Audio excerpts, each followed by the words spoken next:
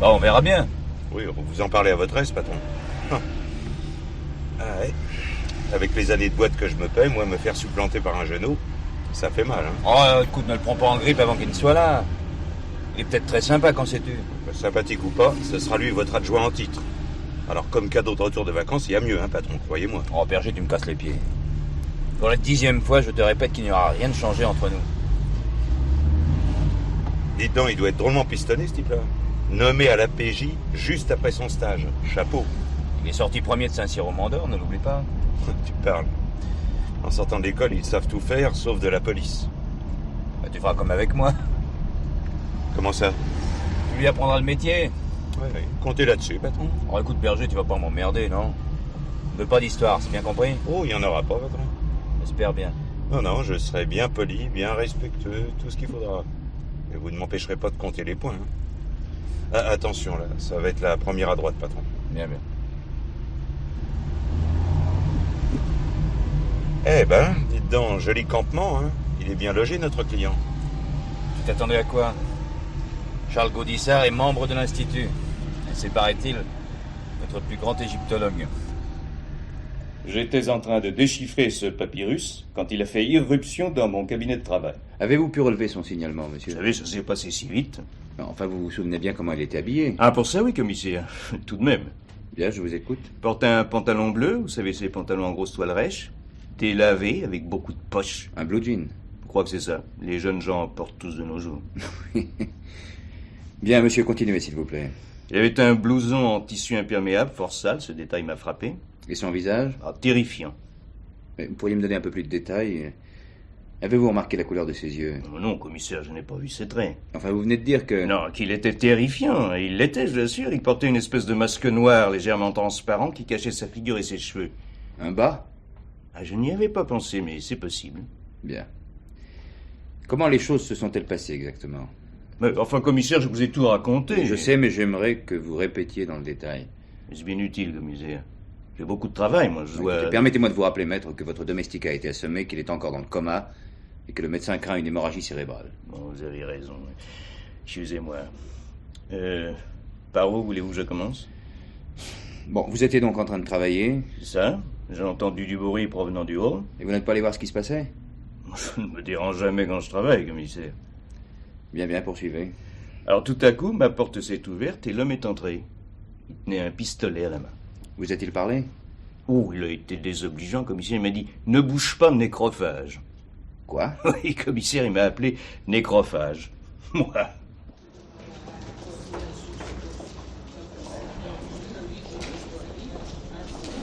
Ah, ne touchez pas, s'il vous plaît.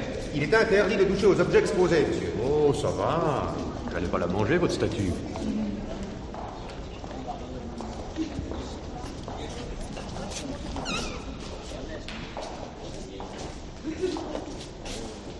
Pardon, monsieur. Mademoiselle?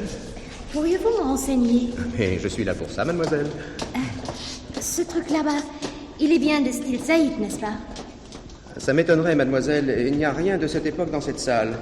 Ici, tout date du Moyen Empire. Vous êtes sûr?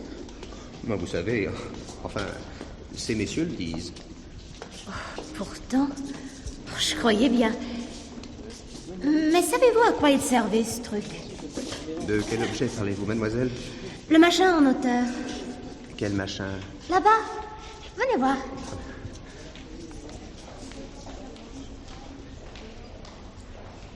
Ça. Cette grosse bouteille à tête d'oiseau. C'est un canope, mademoiselle. Un canope? Ça servait à quoi, ce truc, ce canope? Eh bien, on y enfermait les viscères des momies, mademoiselle. Les viscères? What are that? Les tripes, si vous préférez. Oh, disgusting! Merci beaucoup, monsieur. À votre service.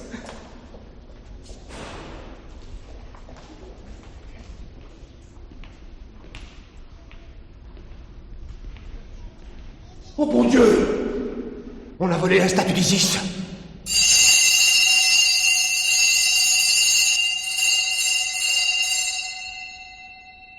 Ce qu'il y a de plus surprenant, commissaire, c'est qu'il ne m'ait volé que ce naos, un coffre en bois peint, si vous préférez, et qu'il ait négligé ceci.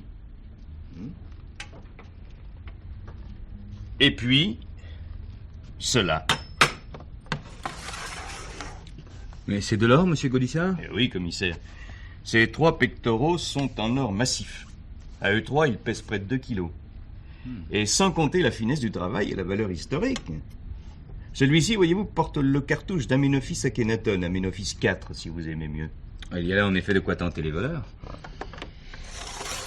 Je m'étonne que vous conserviez chez vous des objets de ce prix, monsieur Gaudissart. J'ai besoin de leur présence. Ces vitrines résument 45 années de travail au service de l'égyptologie. Ah, je comprends.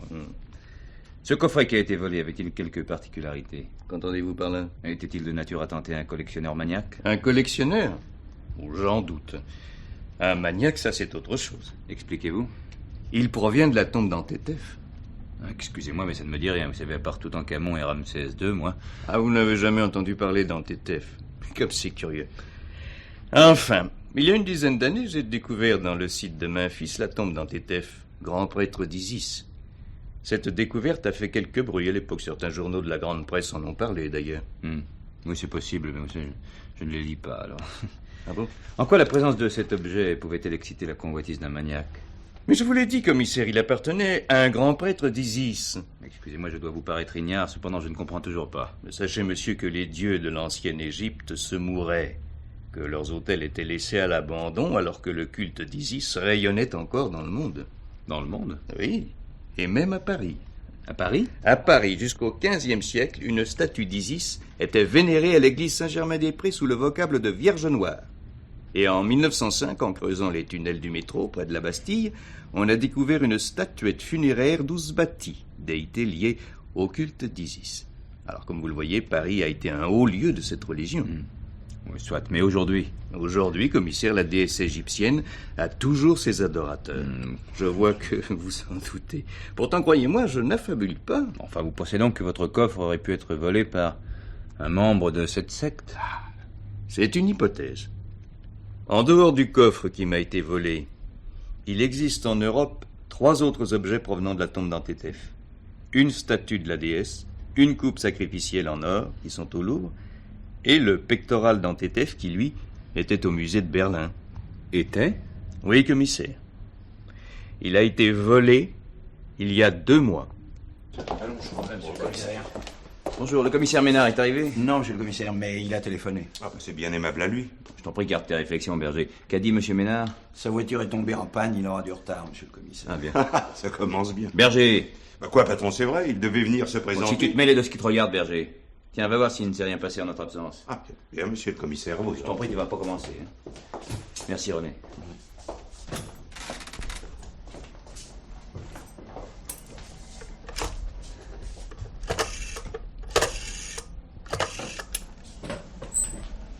Allô, Cécini? Ça va?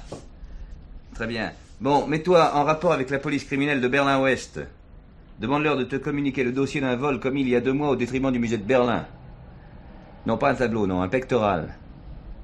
Une sorte de médaille. Tu notes?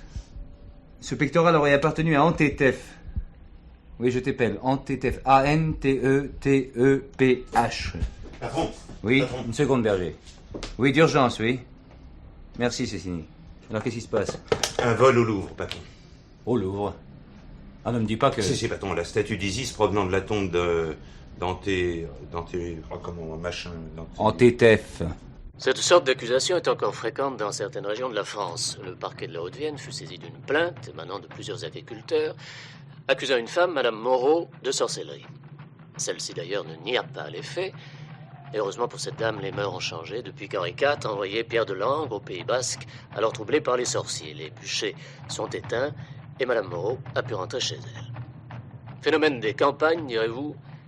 Détrompez-vous. Les sorciers et les magiciens démoniaques existent bel et bien dans nos cités. En Angleterre, ils se sont donné un maître, Alex Sanders, qui se dit lui-même grand prêtre de Satan. Leur culte s'étale au grand jour et nous avons pu filmer une de leurs cérémonies. Bonsoir, chérie. Oh, j'ai une de ces fins. Chut. Qu'est-ce qu'il y a? Ah, la télé. Qu'est-ce que c'est, un film? Non, une émission passionnante sur la sorcellerie. Oh là là. Mon amour, t'as du temps à perdre. Il n'y a rien sur les autres chaînes? Non, allez, assieds-toi. C'est passionnant. Ils ont interviewé des sorciers, des leveurs de sorts et même un grand prêtre exorciste. C'est incroyable de penser que ces choses-là existent encore de nos jours. Superstition. Écoute, il y en a pour 5 minutes, sois gentil. Laisse-moi suivre. Il ne manquait plus que ça. Quoi? Hélène, pense à un pot de caviar et remue ton nez. Un pot de caviar. Oui, ou à une terrine de foie gras. Oh, écoute. Remue ton nez. T'es content? Je me sens surtout soulagé. Je m'attendais à voir le pot ou la terrine apparaître là sur la table, ma sorcière bien-aimée. Ce que tu fais, c'est idiot, par moment, écoute. Non, monsieur. Ce à quoi Attends. vous faites allusion relève du culte d'Isis, pas de la sorcellerie. Mais tais-toi. Qu'est-ce qu'il y a? Le culte d'Isis. T'as quoi, le culte d'Isis? Oh, je t'en prie, Hélène, tais-toi.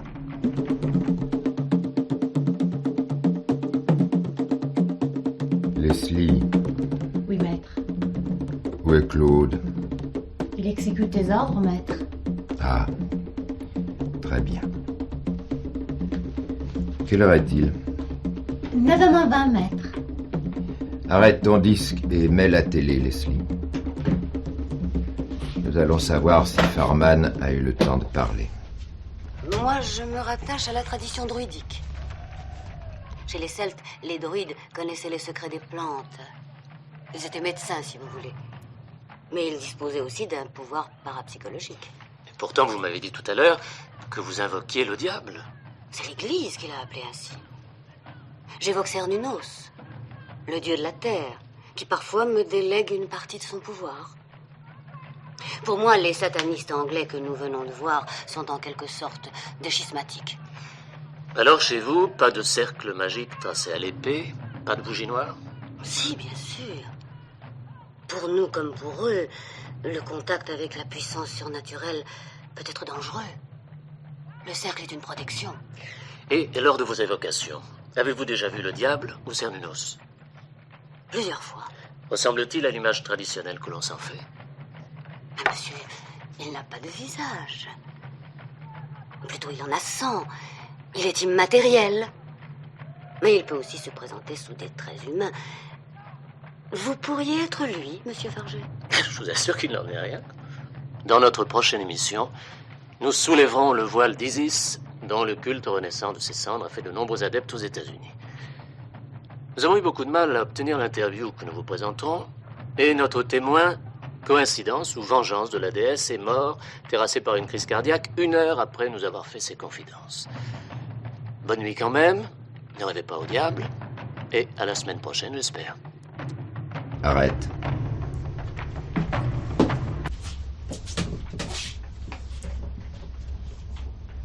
Leslie, Oui, maître. demain, tu t'occuperas de Monsieur Farget. Nous organiserons une petite cérémonie en son honneur.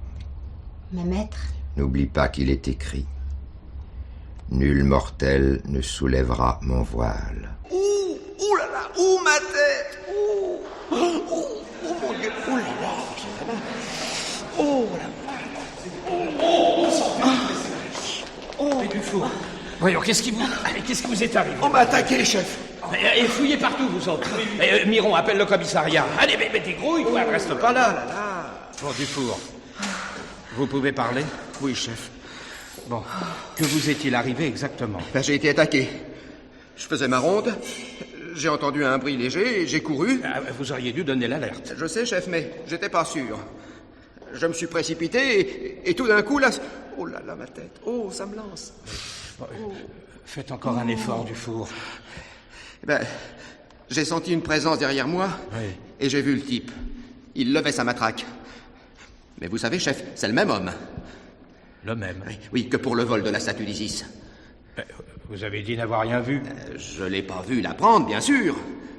Mais avant que l'américaine ne me parle, il y avait un type qui touchait la statue. Alors j'en ai empêché. Oh, mais vous auriez pu en parler plus tôt, enfin, comment était cet homme? Vous savez, chef, c'est toute la journée qu'il faut intervenir. Ils veulent tous toucher ou écrire leur nom. Oui, je sais. À quoi ressemblait-il? Ben, il était jeune, il portait des cheveux longs, et il était habillé comme un hippie. Oui. Venez vite. On a volé la coupe d'un tétef. Oh, bon sang.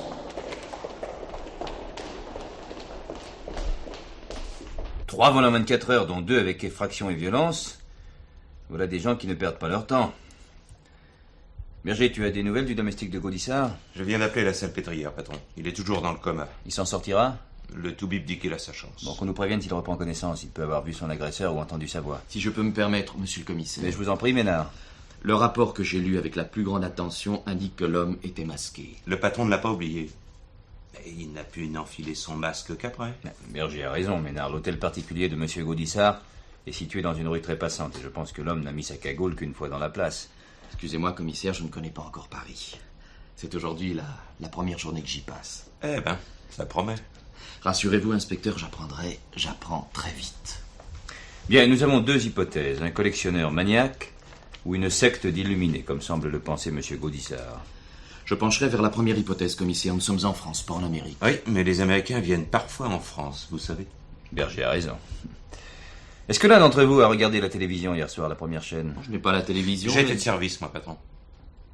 C'est dommage, il y avait une émission sur les diaboliques. Et Farget, le journaliste, a fait allusion au culte d'Isis. Tiens.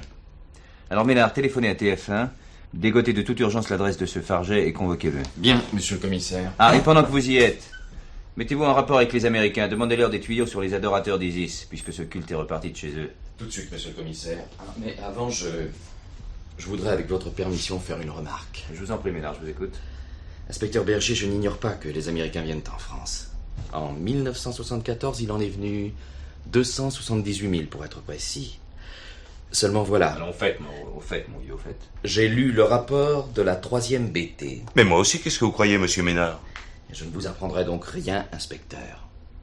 Le gardien est formel, l'homme qui l'a agressé, qu'il avait vu dans l'après-midi près de la statue d'Isis, était, d'après son accent, tout ce qu'il y a de plus français.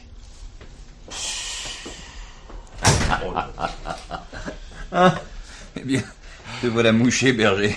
Oh, ça va pas aller, hein, patron. Ce type me porte sur les nerfs. Mais non, il fait trop de phrases, ça lui passera, il est intimidé. Mais non, c'est pas ça. Vous n'avez pas remarqué sa manière de s'habiller, son air mou, et même la façon dont il m'a jeté sa pointe sur le pas de la porte. Ça ne vous rappelle rien?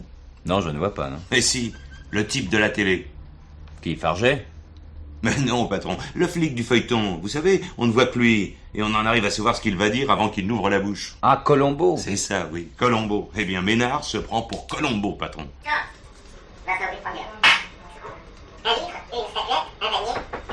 Oui, Monsieur Farget, s'il vous plaît. c'est moi. Entrez. Un instant, je vous prie, je finis cette colure. Asseyez-vous.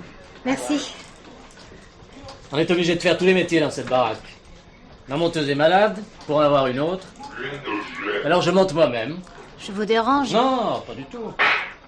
Je peux pas m'arrêter, je travaille sur l'original. Le négatif, si vous préférez. Heureusement, le bout à bout est déjà fait. Vous travaillez sur l'original? Malheureusement, oui. Le labo ne pouvait pas fournir à temps. Bon, voilà. Je suis à vous. Que puis-je pour vous? Je crois que c'est moi qui peux quelque chose pour vous, monsieur Farget. Vous? J'écoute. Nous avons vu votre émission hier soir. Ah oui, ça vous a plu? Vous avez parlé du culte d'Isis. J'en parlerai surtout la semaine prochaine. D'ailleurs, c'est justement l'émission que je suis en train de monter. Vous avez des tuyaux sur cette secte de dingue? Oh, monsieur Farget, nous ne sommes pas dingues, vous savez. Parce que vous en êtes? Oui. Et vous vouliez me parler? Non, pas moi. Alors je comprends pas. Le grand prêtre avait votre émission. Il est à Paris? Mais je croyais... Il voyage beaucoup et le maître a peur, monsieur Farget. Peur? Oui, aux States, vous avez interviewé Mr. Fairman, n'est-ce pas? Exact. Monsieur Fairman était un illuminé un peu fou. C'est pourquoi il n'a jamais été vraiment initié. Et pourtant, j'ai sur ces bobines des révélations. Qui n'ont rien à voir avec la vérité, monsieur Farget. Puisque vous le dites. Dites-moi, je pourrais rencontrer le grand prêtre? Il vous attend, monsieur Farget. Oh, quand je pense au mal que je me suis donné pour le rencontrer à Los Angeles, quand pourrais-je le voir? Tout de suite, monsieur Farget. Ah, c'est-à-dire que j'ai pas tout à Tout fait de suite fini. ou jamais, monsieur Farget. Bon, allons-y.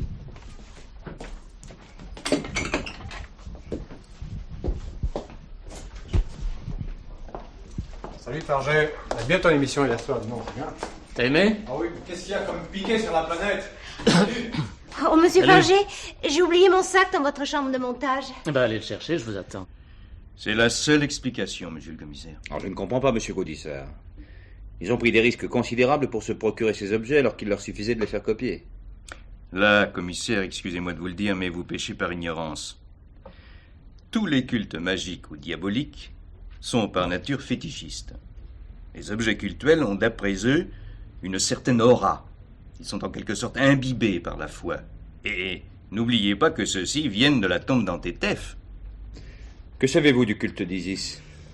Chez les Égyptiens pharaoniques, Isis était l'épouse d'Osiris, protecteur des morts, et la mère d'Horus, dieu du soleil. Elle s'intégrait dans le monde des dieux et déesses où elle représentait la fécondité. Je sais, oui. Mais en gagnant nos contrées, son culte a changé de signification. Elle a effacé les autres dieux. De nos jours, pour autant que je sache, il n'y a plus rien de commun entre l'Isis égyptienne et l'espèce de déesse monstrueuse qu'en ont fait ces sectateurs. Monstrueuse, dites-vous? Ah oui, elle est devenue une manifestation de Satan, elle symbolise la connaissance magique, la libération sexuelle, la négation des valeurs morales et de l'éthique chrétienne. Pour en revenir aux objets dont ils se sont emparés, vous pensez qu'ils vont s'en servir? Moi, je le crois. Et cela m'inquiète. Pourquoi? Parce que, d'après eux, ils ont été profanés et qu'il leur faudra les purifier. Les purifier? Hein? Et malheureusement, pour cette cérémonie expiatoire, ils ne se servent pas d'eau lustrale, mais de sang.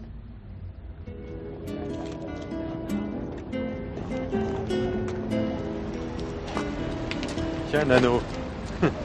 Tiens, salut, Claude. Comment c'est, t'es de retour à Paris? Ah oui, et toi? T'as quitté l'ashram et abandonné la route? Bah non, tu veux rire, non. Vois-tu, pour moi, l'homme a besoin de ses racines. Rien de commun avec mes vieux, moi, ils me comprennent pas et je ne les comprends pas. En fait, de temps en temps, il faut que je les revoie. Bah, et toi? Bah moi, en quittant l'Inde, j'ai fait du bateau stop. J'ai passé 6 mois aux États-Unis. Vénard, Californie? Ouais. C'est formidable là-bas, tu sais. Il y a des familles extraordinaires. J'ai habité 2 mois à Spa Movie Ranch. Spa? Fantastique. Attends, Spa Movie Ranch, mais... Non, ben, c'est une communauté. Le royaume des hippies, mon vieux. La police n'y met jamais les pieds. Ah! Là-bas, tu sens libre. Mais c'est là où vivait Charles Manson. Tu sais, le prophète. Je connais pas. Mais si, celui qui a tué Sharon Tate. L'actrice. Ah, le fou, là. C'est vite dit. Qu'est-ce que tu fixes derrière moi? Hein? Non, rien. Ah ben, s'il y a un mec avec une bande autour de la tête que tu sembles fasciné. Quoi? Mais je vois personne. Non, il est parti en courant. Assieds-toi.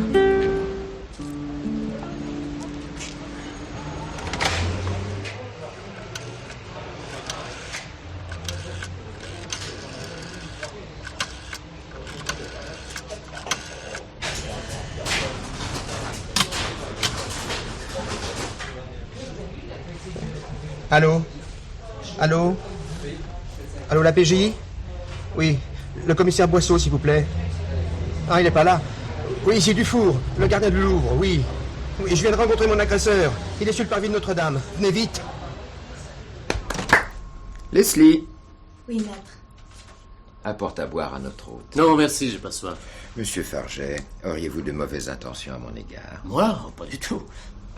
J'ai craint un moment que vous ne soyez comme ces chevaliers arabes qui refusaient de boire et de manger avec l'homme qu'ils voulaient frapper. Je vous assure, monsieur, que je ne vous frapperai pas. D'ailleurs, vous me paraissez homme à vous défendre. Oh, je n'entendais pas physiquement, monsieur Farget. Il y a tant de manières de frapper les gens. Je boirai donc, si ça vous rassure. Je n'ai pas besoin d'être rassuré, monsieur Farget, soyez-en sûr. Va, Leslie. Bien, maître. Maintenant, je vous écoute, posez vos questions. Vous êtes le fondateur des adorateurs d'Isis. En ciel, non. Le continuateur, J'entends seulement. bien. Mais depuis l'Antiquité. Beaucoup ont eu la révélation, mais mon maître Austin Spar, par exemple, qui a créé le culte de Zoskia, mais je me suis séparé de lui, sa foi était trop timide. Il n'est pas parvenu à se dégager complètement d'influences néfastes. Merci, Leslie. Non, je t'en prie, pour une fois, serre d'abord notre hôte. Non, merci, mademoiselle.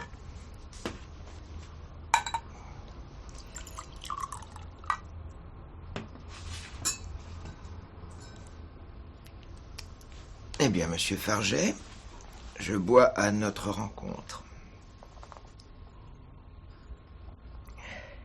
Et à la certitude qu'elle sera profitable, à l'ineffable indévoilable. C'est très agréable, qu'est-ce que c'est? C'est un mélange de vin, de miel et d'épices. Avez-vous des adeptes en France? Encore très peu, mais tout à l'heure, pour la première fois depuis 2000 ans, le culte de la déesse sera célébré à Paris. Une cérémonie isiaque, ici? Il s'agit d'une cérémonie tout à fait particulière.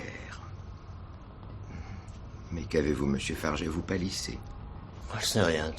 Un peu de surmenage. Vous disiez? Je disais que ce soir, nous allions célébrer un culte expiatoire, afin de purifier des objets rituels. Vous me refuseriez sans doute si je vous demandais l'autorisation d'y assister? Grande est votre erreur, monsieur Farget. Mais qu'avez-vous? Vous ne vous sentez pas bien? Je ne sais pas. Ma vue se brouille.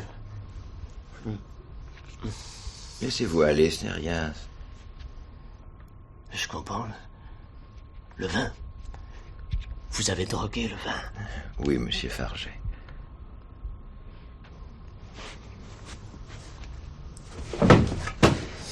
J'ai oublié de vous prévenir, vous n'avez plus l'usage de vos membres.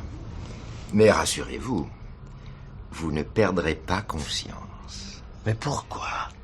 Pour la cérémonie, monsieur Farget. Nous vous avons réservé une place de choix.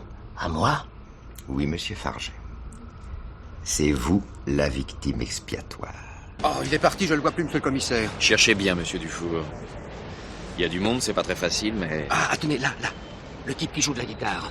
C'est lui? Non, c'est avec lui qui parlait tout à l'heure. Vous en êtes sûr? Ah, il n'y a pas à se tromper. Regardez comme il est maigre.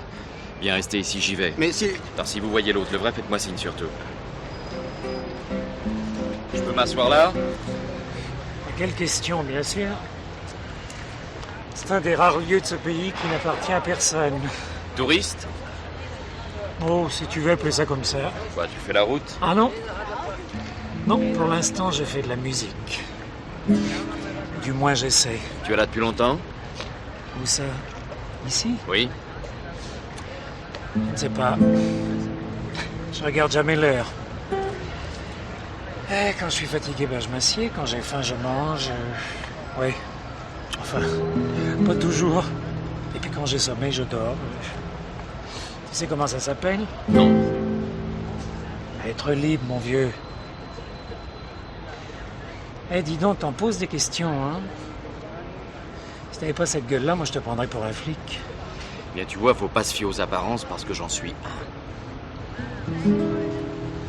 Ça t'embête? Quoi? Je sois flic. Oh, ça te regarde? Je suis pas toi, moi. Non, mais j'ai des questions à te poser. Te prive pas. Tu t'appelles comment? Nano. Nano, c'est pas un nom, ça? Ah, c'est le mien, mon vieux. Ouais. Bien sûr, j'en ai un autre, mais j'en vois pas...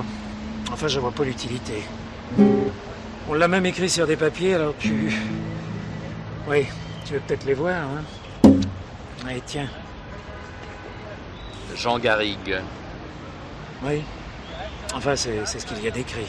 Écoute, Garrigue. Nano. Bon, si tu veux. Je suis bien embêté, Nano, mais vraiment embêté, tu sais. Ah. Oui, et c'est toi qui m'embête. Je peux m'en aller. Non, c'est pas ça, comprends-moi. Tu m'es sympathique, seulement... Seulement, voilà, tu as de très mauvaises relations. Moi? Eh ben, c'est possible. Le type avec qui tu parlais il y a 10 minutes, là. Qui ça? Ah, Claude. Qu'est-ce que tu sais de lui? Ah, moi je le connais, on était dans le même ashram à Kipanki.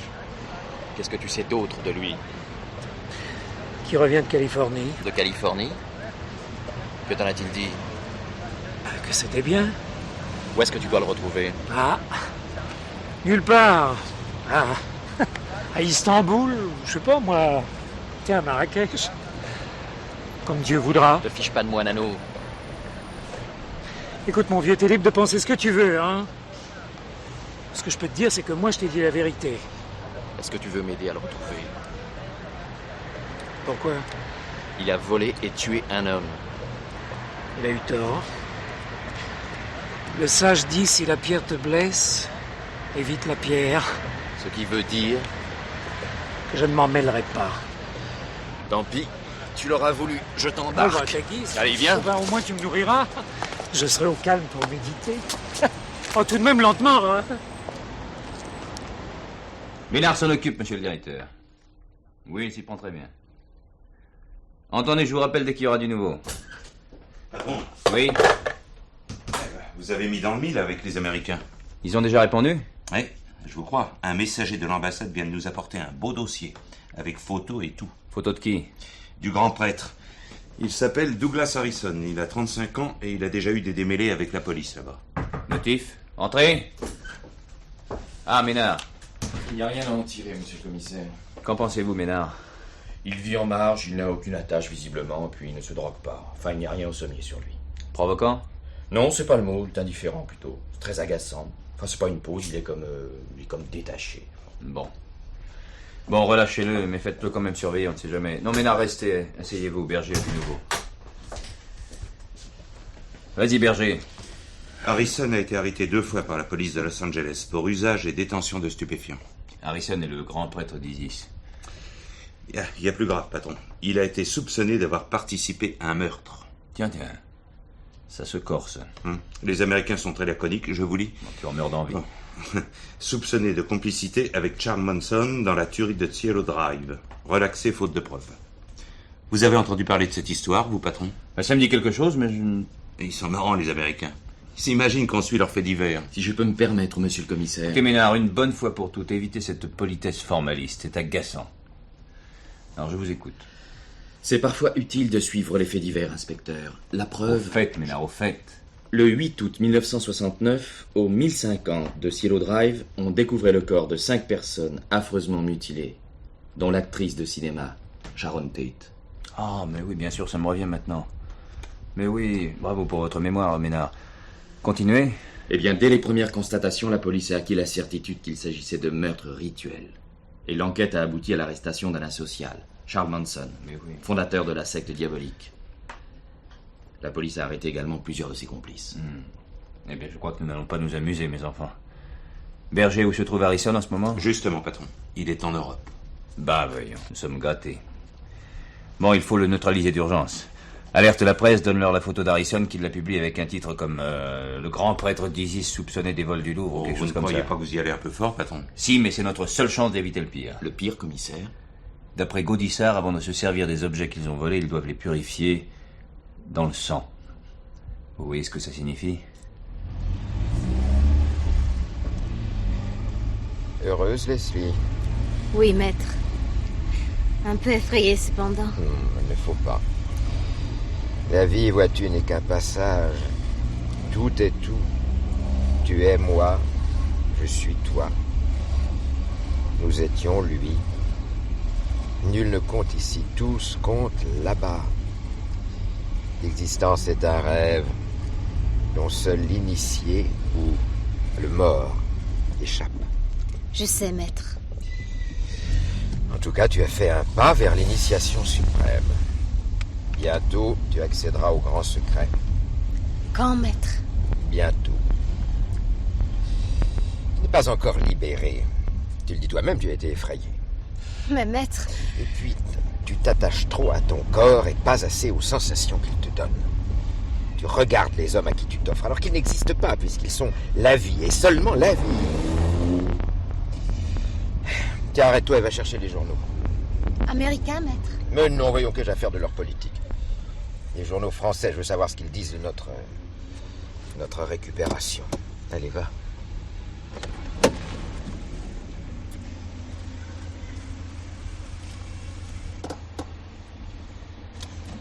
Alors? Maître, regardez votre photo, là. Oh, elle est très mauvaise. Ah, mais la police française est plus efficace que je ne croyais. Qu'allons-nous faire? Surtout après. Hein? Alors c'est la cérémonie qui t'inquiète? Il ne faut pas. Puis c'était nécessaire. Le monde doit savoir. Mais ils peuvent vous arrêter. Oh, comment ça? J'habite chez toi, ils vont pas fouiller tous les appartements de Paris. Non, je ne sortirai plus pendant quelque temps, voilà tout. Oh, attends, allume le plafonnier, je voudrais savoir le nom du policier qui s'occupe de nous. Ah, voilà. Commissaire principal Boissou. Bon. Vas-y, démarre, nous rentrons. Bon, tu appelleras Claude. Il faut qu'il s'occupe tout de suite de la sorcière. Celle de l'émission? Mais pourquoi, maître? Elle ne sait pas grand-chose, je te l'accorde, mais n'oublie pas que Claude a essayé de la convertir. Ça n'a pas marché. Et elle n'a pas parlé hier, mais maintenant... Qui sait, avec le bruit que fait cette affaire, on ne sait jamais, pour se faire de la publicité. Après, nous nous amuserons avec le commissaire Boissou. Maître, vous allez le faire disparaître? Le mot est juste, mais son maître le fera pour moi. Son maître? Le diable, Leslie. Le diable. Je ne comprends pas. Ça ne fait rien. Et lui, le policier? Lui? Lui, c'est différent, mais... il n'aimera pas, je t'assure.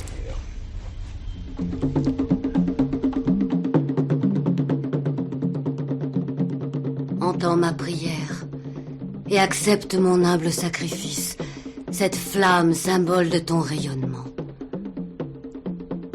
Ô toi, puissance des puissances, toi qui es la vie, qui donne la vie, laisse-moi embarquer sur la nôtre lumineuse.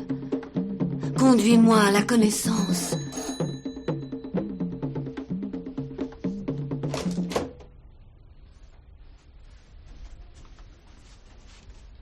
Qui est là?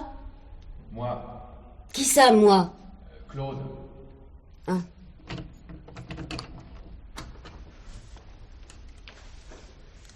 Je pensais ne plus te revoir. Bah, j'ai réfléchi, tu sais, À quoi? à ce que tu m'as dit. Et aujourd'hui, je suis plus aussi sûr. Tu as enfin compris que ton prophète est un charlatan? Oui. Je te dérange pas? Si. Entre. Tu évoquais... Non, non. Je priais seulement. Pourrais-tu l'évoquer pour moi? Tu crois qu'il se dérange comme ça? Ton Américain t'a donné des idées bien simplistes. S'il te plaît, Mariette. J'ai tellement besoin de croire en quelque chose. Il avait une voix tremblotante, patron. Qui ça? Colombo. Bon, écoute, Berger, ça suffit, t'exagères. C'est sa première affaire, ne l'oublie pas. Oh, bah, n'empêche. Tiens, ça doit être là. L'immeuble en construction. Il y a une voiture de la BP devant la porte. Ah oui?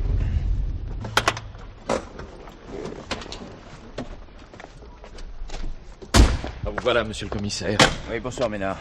Vous n'avez pas bonne mine, monsieur Ménard. Ça ne va pas? Bien, pour ma première nuit de permanence, je suis servi. Ici, c'est un meurtre? Oui, une sale boucherie. Oh, c'est rarement propre, vous savez. Alors mettez-vous, vous en verrez d'autres. Je comprends pourquoi je n'arrivais pas à le joindre. Bah, soyez plus clair, mon vieux, de qui parlez-vous? Mais de Farget, monsieur le commissaire. Quoi, le type de la télé? C'est lui? Oui. Et où est-il? Là.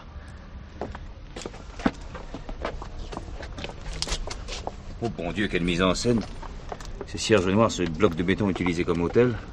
C'est la lumière des bougies qui a attiré la ronde des gardiens de la paix, monsieur le commissaire. Bah, comment elles sont éteintes? C'est moi qui les ai soufflées. Ah bon. Très bien.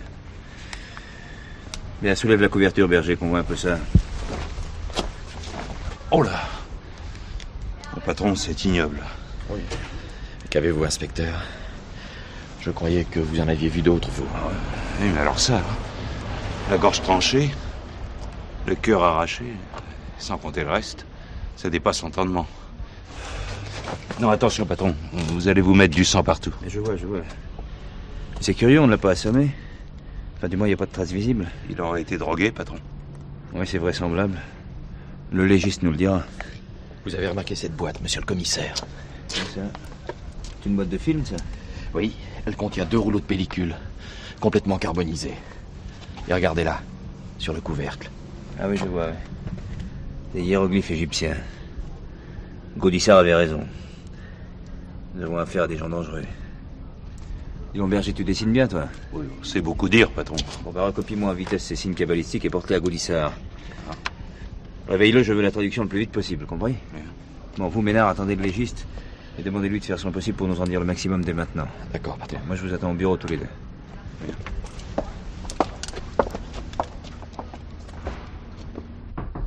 Entrez! Ah, c'est toi, Berger, déjà? Gaudissart n'était pas chez lui? Si, patron. Mais je n'ai pas eu à le réveiller. Il m'a dit qu'il ne dormait que 4 heures par nuit. Il a pu traduire? Oui, patron. Il n'a eu besoin que d'y jeter un coup d'œil. Alors, t'as un avertissement? Ah, si l'on veut, patron. Berger, explique-toi. C'est vous qui m'interrompez, patron. Bon, alors vas-y. Bon. Ah, c'est le cartouche de la déesse Isis. Il signifie « Nul mortel ne soulèvera mon voile ». Ça ne nous apporte rien, ça. Qu'espériez-vous, patron? Ah, je ne sais pas. En tout cas, moi, j'ai eu moins de chance que toi. Comment ça, patron? J'ai mis une demi-heure pour dénicher un responsable qui me renseigne sur ces pellicules. Et vous pensez qu'ils pourront les identifier? Dans l'état où elles sont, sûrement pas.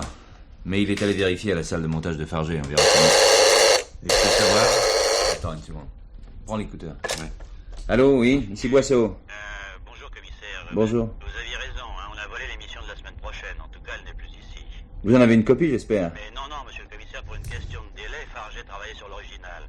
Alors je verrai demain avec la monteuse, mais je crois qu'il n'y a pas d'espoir. Bien. Bon, merci. Excusez-moi de vous avoir arraché votre sommeil. Je vous en prie. Eh ben, tu vois, ils ont raison. Nul mortel ne soulèvera mon voile.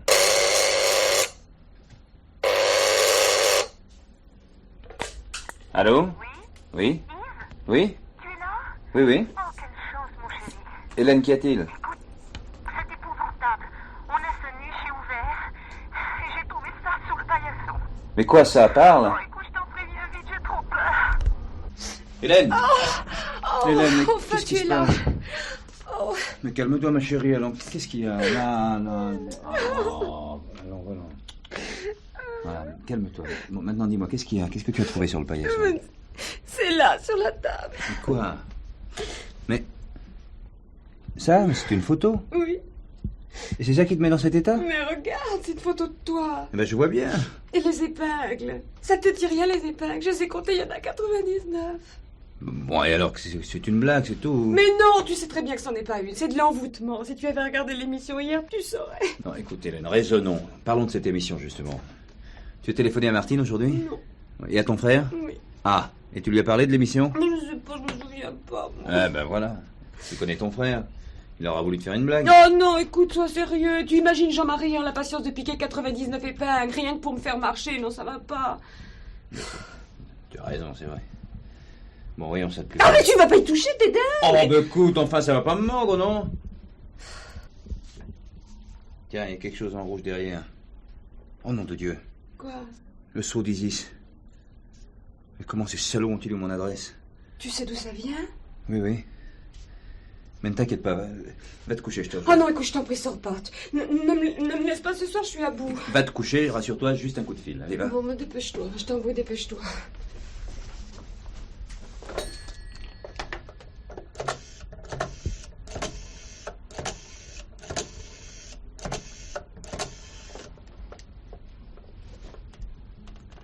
Allô, passez-moi Berger. Allô, Berger? Non, mon vieux, rien de grave, non. Enfin, du moins pour l'instant. Mais ils connaissent mon adresse. Mais comment ça, qui ils? Les adorateurs d'Isis, pardi. Qui veux-tu que ce soit? Ah oui, bien sûr, mais je ne suis pas le seul Boisseau du bottin. Tu as raison, oui. Faudra que je demande à Hélène. Hélène, qu'est-ce qu'il y a? La lumière! Mais pourquoi tu cries? Mais c'est éteinte comme ça tout d'un coup! Mais c'est rien, c'est l'ampoule qui est grillée, c'est tout. Oh, écoute, tu dois me trouver bien stupide, hein? Oh non, mais je m'étonne que toi, si calme et si équilibré, tu te laisses impressionner par des choses comme celle-là. Non, mais écoute, c'est pas ma faute, Yves. Devant un vrai danger, je ne tremble pas, tu le sais bien, souviens-toi de la banque. Mais ces choses d'un autre âge que je comprends pas, mais qui existent cependant, me terrorisent. Tiens, je peux pas mieux te dire, c'est comme la vue d'un serpent. Je vous en prie, madame. Essayez de me raconter votre histoire calmement. Je lui avais bien dit à Mariette de ne pas jouer avec ces choses-là. Mais c'est Léon qui lui a mis ces idées dans la tête. Léon? Qui est Léon, madame? Un cousin. Il est un peu comme elle, lui aussi. Chez nous, c'est lui qui trouve les sources. Et il connaît les prières. Les prières? Pour guérir les maladies. Il dit des mots en posant des mains sur le malade. Pas besoin de médecin, ça c'est moi qui vous le dis. Oui, il est rebouteux, quoi. Rebouteux? Oh, j'accusais les gens d'être des mauvaises langues quand ils disaient que Léon était sorcier. Ben, ils avaient bien raison. J'aurais dû les écouter. Mais moi, pauvre idiote, je lui ai envoyé Mariette chaque année pour les vacances. Mais regardez ce qui m'arrive. Oui, nous parlerons de ça tout à l'heure, madame. Dites-moi ce qui s'est passé cette nuit. Mais j'en sais rien, justement. Elle a son appartement ici à l'étage et moi j'habite en bas. Je suis concierge, Mariette vivait avec moi jusqu'à... Oui, qu'avez-vous entendu? Un hurlement? Un cri? Non, monsieur, rien du tout. Alors comment se fait-il que vous ayez appelé la police, madame? C'est en sortant mes poubelles, par habitude. J'ai levé les yeux sur ses fenêtres, il y avait de la lumière, alors j'ai pensé qu'elle avait laissé allumer. Et vous êtes monté?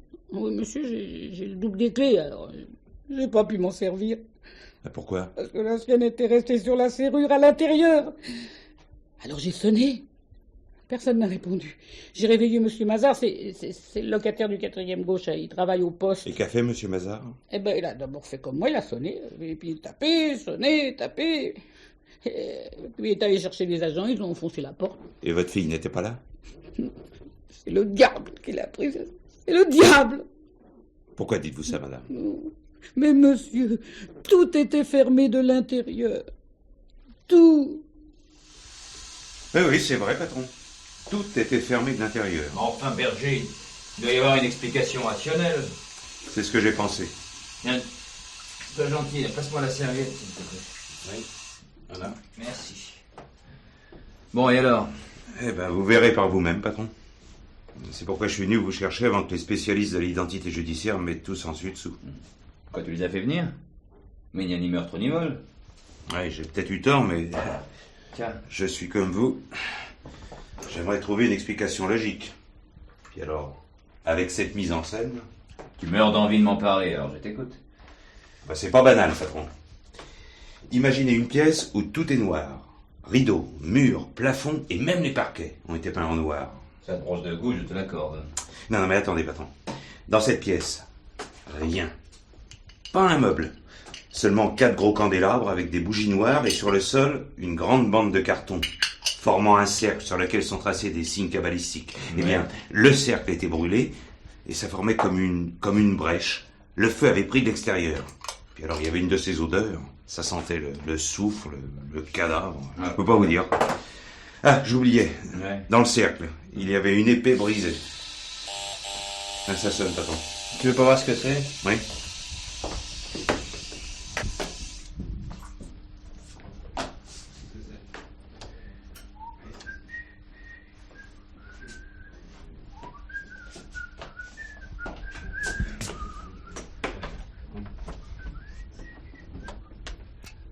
Alors, qu'est-ce que c'était? Le facteur, patron.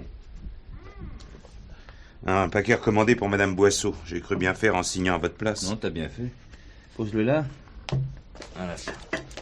Bon, alors, qu'est-ce que vous pensez de mon histoire, patron? Mais tu as eu raison de faire venir l'identité judiciaire, mais dis-moi, pourquoi nous a-t-on appelé, nous? La fille, la Mariette. Oui. C'est la sorcière de la télé, celle qui passait avec Farget. Le collègue a fait le rapprochement, et puis voilà. Ah, ben ça, au moins, c'est logique. Bon, j'embrasse Hélène et je te suis chez le diable. Oh, patron! Oui. Vous oubliez le paquet pour Madame Boisseau. Oh, c'est vrai. Merci. Voilà. Oh, mon chéri, qu'est-ce que c'est? C'est un paquet. Un paquet recommandé pour toi. Un paquet pour moi? Mais je n'attends rien. Qu'est-ce que c'est? C'est une bombe. Oh, t'es bête. Attends. Bon, ça prend une balle, mais ça ne fait pas tic-tac. Tu peux ouvrir. Idiot. Passe-moi les ciseaux, tiens. Tiens. Donne. Merci. Oh, écoute pas ça. Ah! Qu'est-ce qu'il y a? Regarde! Berger, mon Dieu! Berger! Oh, quelle horreur! Viens vite là! Quoi? Là, aide-moi! Mais quoi, patron? Faites attention! C'est un serpent! Ces salauds ont envoyé un serpent à Hélène. Mais enfin, qu'est-ce qu'ils cherchent, patron? D'abord cette photo, et puis le serpent. Si encore c'était une vipère, là je comprendrais, mais alors une couleuvre. C'est vieux comme le monde, Berger. Et tout le pouvoir de la sorcellerie est là. Enfin, patron, vous êtes... Mais oui, hier une photo, aujourd'hui un serpent, et demain qui c'est, un crapaud ou un œuf placé d'une certaine manière.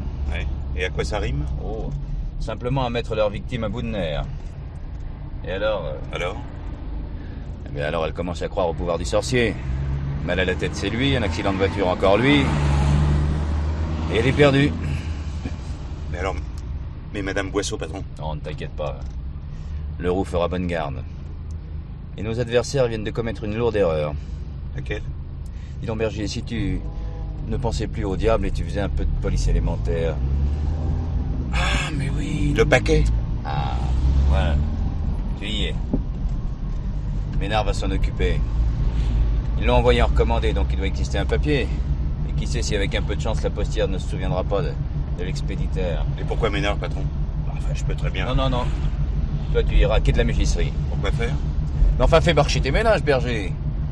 Les couleuvres à Paris, ça court pas les rues. Ça s'achète. Les marchands d'animaux. C'est génial, patron. Non, Madame Maréchal, votre fille n'a pas été enlevée par le diable. Croyez-moi, tout ceci a une explication logique, c'est certain. Mais vous devez m'aider à la découvrir. Moi, commissaire, vous savez, j'y connais rien à ces affaires. Je me souviens qu'au pays... Mais non, parlez-moi de votre fille. Ah, si ce n'était pas ses idées. Elle est bonne comme le pain, travailleuse et tout. Que fait-elle? Elle est très intelligente. Elle a fait des études. Bien sûr, elle a eu des bourses. Mais enfin, parce que moi, vous comprenez, mon mari est mort et j'avais pas les moyens. Elle est étudiante? Elle a fini. Elle a appris l'hébreu, le grec et même une langue hindoue. Tiens, le sans-écrit, je crois. Non, le sanskrit. Oui, c'est ça. Et que fait-elle depuis qu'elle a terminé ses études? Des traductions pour des éditeurs, et puis... Et puis quoi, madame? Ah, je sais pas si je dois vous le dire. Si elle revenait, vous lui feriez des histoires. On verra ça plus tard, madame. Pour l'instant, il me faut la retrouver, n'est-ce pas? Vous avez raison. Elle aidait les gens, voilà. Expliquez-vous.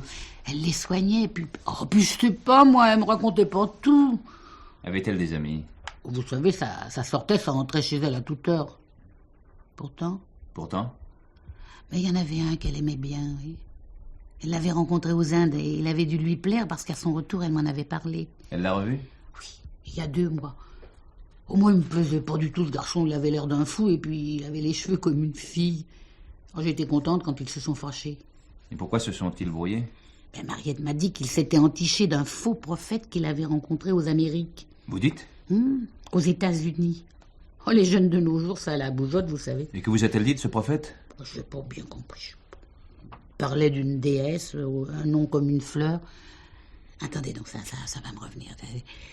Ah, Iris. Non, Isis, peut-être. Oui, c'est ça. C'est ça. Et ce garçon, comment s'appelait-il? Ah, ça, je le sais, monsieur le commissaire. Bien, je vous écoute. Claude. Claude, vous êtes sûr? Oui, monsieur le commissaire, Claude Paturier. Eh bien, Madame Maréchal, je peux vous assurer que votre fille n'a pas été enlevée par le diable. Croyez-moi.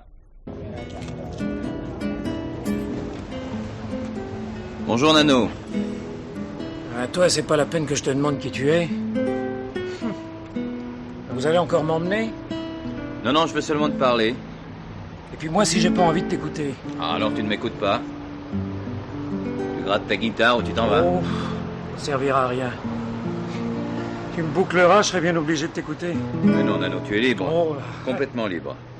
Mais comme tout homme libre, tu es responsable. Oh, je n'aime pas ce mot. Écoute, si je t'ai bien compris... Comment veux-tu me comprendre? Tu me connais pas. Détrompe-toi. J'ai lu les minutes de ton interrogatoire et je vais te surprendre.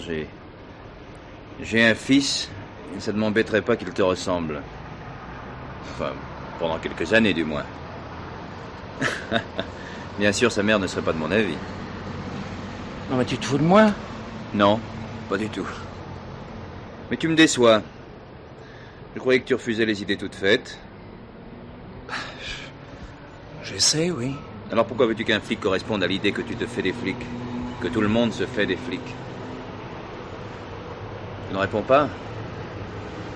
Non, t'as raison. C'est la 2e fois que ça m'arrive. L'autre, c'était en Afrique, chez les Dogons. Ah oui, j'ai vécu 6 mois dans leur tribu. J'étais ethnologue à l'époque. Je sais, oui. J'ai vécu dans la case d'un homme que les autres méprisaient.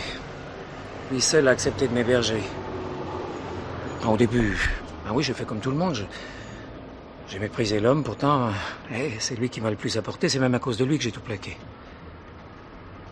C'était un sage, un simple, un homme à l'état brut. Tous les matins, le regard qu'il posait sur les choses et les gens était neuf. Il était vieux, mais il possédait les deux dons les plus précieux, le goût de la vie et puis la faculté de s'émerveiller. Bon, alors, je t'écoute. Nano, il faut que tu m'aides. Ah, c'est pour ça. Au fond, je m'étais peut-être pas trompé après tout. Lorsque tu as parlé avec le commissaire Ménard, ton ami Claude n'était encore qu'un voleur. Mais maintenant, c'est un assassin. Quoi? Un assassin? Le meurtre rituel dont parlent les journaux. C'est lui le coupable. Enfin, le coupable. Du moins, y a-t-il participé? Je lis jamais les journaux. Je m'en étais douté. Tiens, lis. Non, c'est inutile. Non, je te crois. Tu me crois bien facilement, pourquoi? Parce qu'il m'a parlé d'un illuminé, là, qui a commis une monstruosité de ce style. Charles Manson? Oui, c'est ça. Admets-tu le meurtre, Nano? Non. Je hais la violence. L'homme n'a pas le droit de tuer. Et la société non plus, et pourtant... oui, il l'a exécuté, Charles Manson. Alors toi, si tu veux Claude, c'est pour lui faire subir le même sort. Je ne suis pas juge. Mais à mon avis, en France, Manson n'aurait pas été condamné à mort. Ça, c'est toi qui le dis. Non. L'horreur même de son crime, sa gratuité lui aurait valu l'asile d'aliéné. Nano, tu veux m'aider? Je sais pas. Je dis pas non, mais attention, je dis pas oui non plus.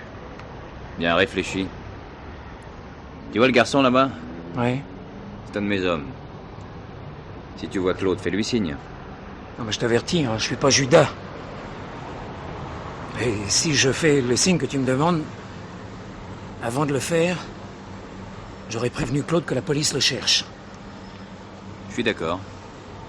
Vous avez tort, inspecteur Berger. Il ne faut jamais écarter d'emblée une hypothèse. Même si... Vous croyez au diable, monsieur Ménard? Non, je ne crois que ce que je vois. Cependant, les annales judiciaires regorgent de disparitions inexpliquées dans des circonstances similaires justement à celles de l'affaire Mariette Maréchal. Oui, au Moyen-Âge, peut-être. À l'époque, ils n'avaient pas nos méthodes d'investigation. Non, pas seulement au Moyen-Âge. Encore tout récemment, en 1924, à Londres. Et Scotland Yard est une police moderne, que je sache. Puis-je me permettre un conseil, monsieur Ménard? Je vous en prie. Achetez une gousse d'ail. Excuse, je ne saisis pas. C'est, paraît-il, radical contre les vampires. Alors, contre le diable, ce sera au moins aussi efficace que votre arme réglementaire. Faut vous oublier, inspecteur. Eh bien, que se passe-t-il, monsieur? Monsieur le commissaire, j'ai à me plaindre de... Plus tard, Ménard, voulez-vous? Nous avons affaire. Bien, messieurs. Au rapport. À vous, Ménard. Le paquet a été posté rue de Prony. La postière a été incapable de fournir le signalement de l'expéditeur. Il fallait s'en douter. Le récépissé? Je me le suis fait confier et je l'ai remis au service scientifique. Mais il nous apprendra rien, il est tapé à la machine. Nom de l'expéditeur et adresse? Il ne manque pas d'humour, commissaire. Je vous écoute. Expéditeur Isis, adresse rue de Thèbes. Je vois. Bien, merci, Ménard. À toi, Berger. J'ai eu plus de chance que votre nouvel adjoint, patron. Non, écoute pas de commentaires des faits, mon vieux. Allez. Bien, monsieur le commissaire. Une seule couleuvre a été vendue quai de la Mégisserie, hier. Le marchand se souvient très bien de l'acheteuse. C'est une femme? Oui, monsieur le commissaire. Blonde, aux yeux bleus, accent américain, jolie fille, 1m70 environ. Très timide et probablement toxicomane. Le commerçant a remarqué le tremblement de ses mains au moment où elle payait. C'est tout? Quand elle est rentrée, elle a d'abord demandé une vipère ou un aspic. Quoi? Le marchand lui a répondu que le règlement lui interdisait de tenir cet article. Elle a paru désappointée et après réflexion a acheté la couleuvre. Et il ne s'en est pas étonné? Si vous permettez, commissaire, l'ophiolâtrie est très répandue. L'ophio quoi? L'ophiolâtrie, le culte ou le goût des serpents, inspecteur.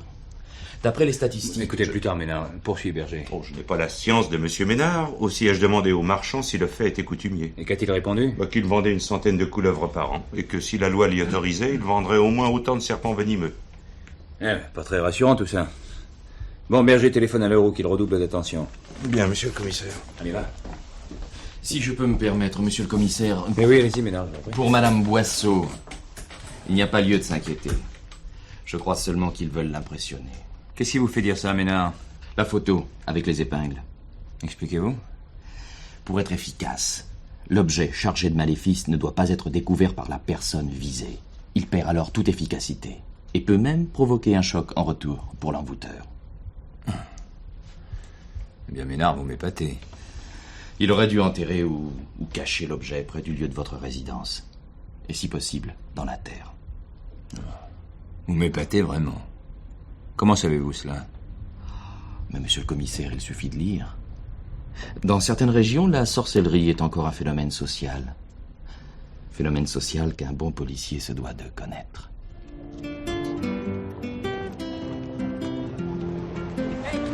Hey! T'es encore là, non? Salut! Oh, j'aime cet endroit. Mais regarde comme Notre-Dame est belle. Tu sais, il m'arrive même d'y entrer quand il n'y a pas de visiteurs. Tu es redevenu catholique? J'adore Dieu sous tous ses noms. Toi, qu'est-ce que t'as fait de l'enseignement de notre gourou? Hein? Allez, assieds-toi près de moi. Bon, j'ai perdu mon temps chez lui. Je me souviens pourtant que tu vénérais Raminra.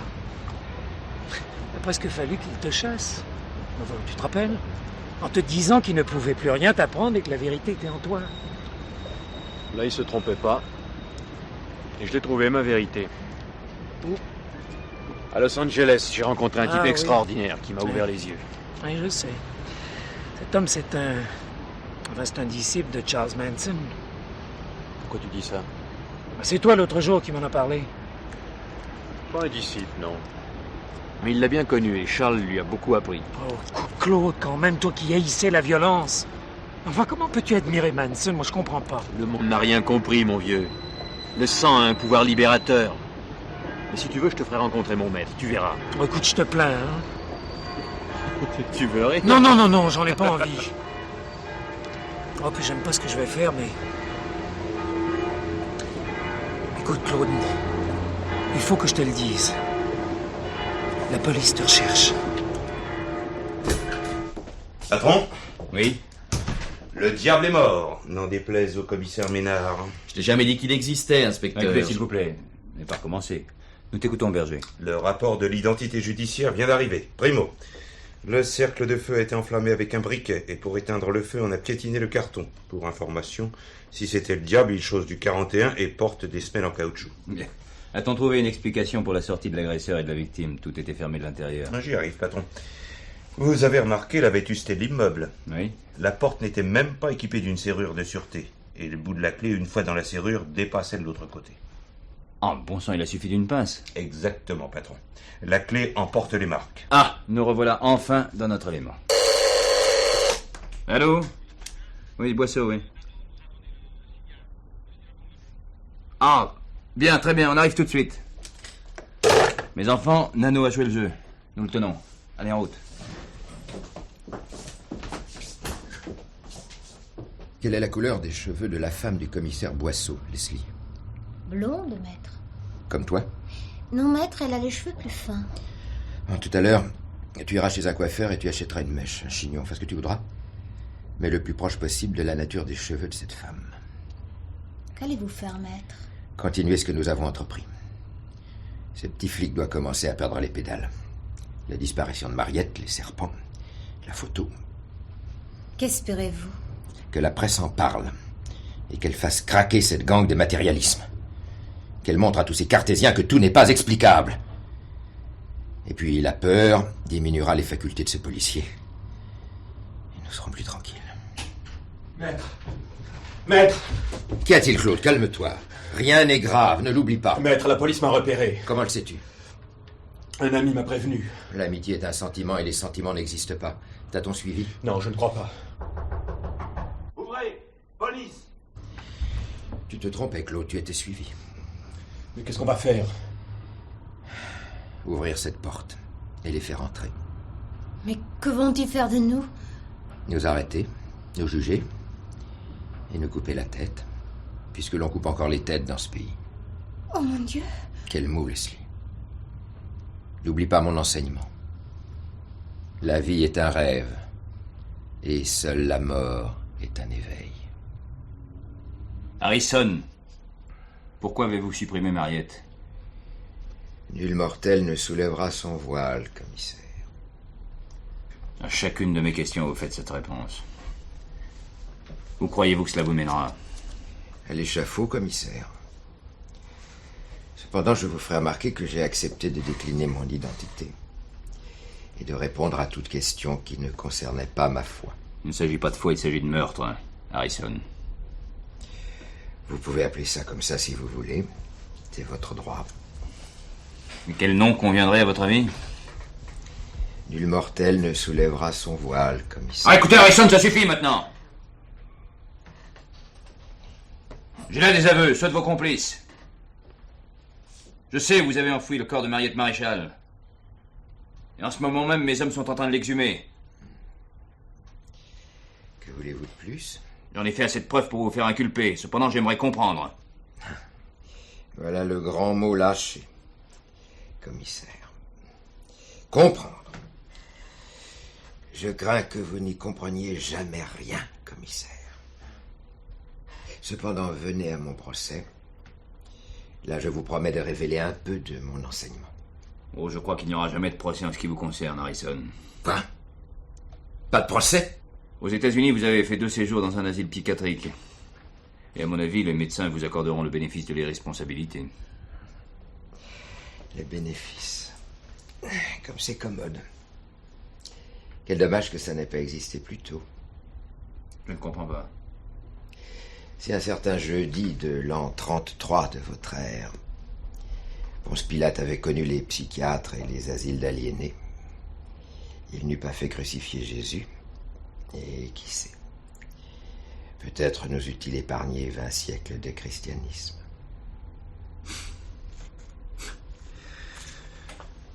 Bon, amenez-le, allez. Adieu, commissaire. À cause de vous, mon œuvre est perdue. C'est ça.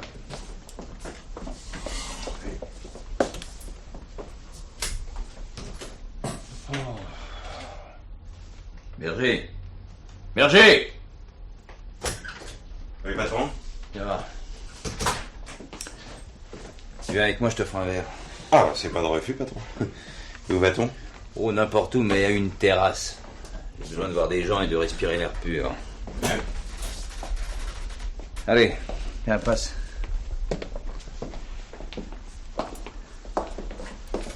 Vous savez, patron, je me suis trompé pour Colombo. Ah bon, tu reviens sur ton opinion? Non, mais c'est pas Colombo que j'aurais dû l'appeler. C'est Jojo la science ou Toto la statistique.